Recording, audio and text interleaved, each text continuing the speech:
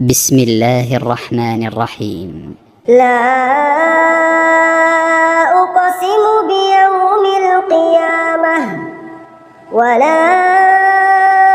أقسم بالنفس اللوامة أيحسب الإنسان أن لن نجمع عظامه بلى قادرين على أن نسوي بنانه بل يريد الإنسان ليفجر أمامه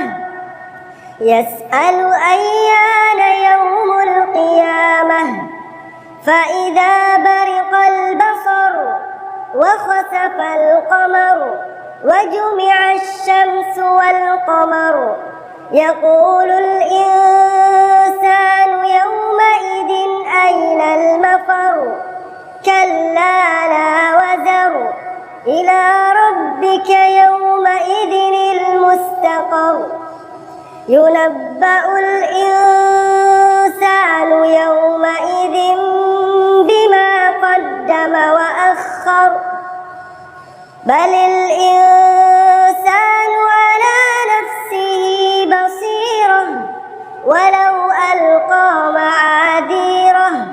لا تحرك به لسانك لتعجل به إن علينا جمعه وقرآنه فإذا قرأناه فاتبع قرآنه ثم إن علينا بيانه كلا بل تحبون العاجلة وتذرون الآخرة وجوه يومئذ ناظرة إلى ربها ناظرة ووجوه يومئذ باسرة تظن أن يفعل بها فاقرة كلا إذا بلغت التراقي وقيل من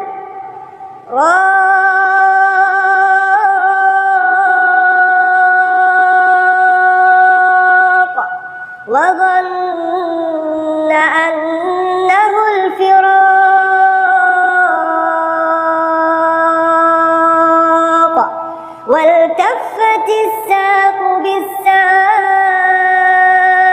بالساق إلى ربك يومئذ المساق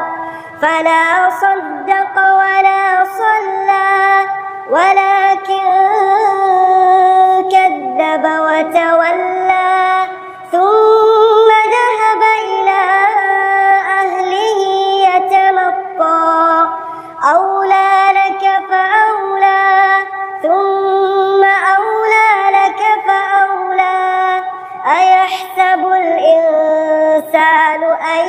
يترك سدى ألم يك نطفة من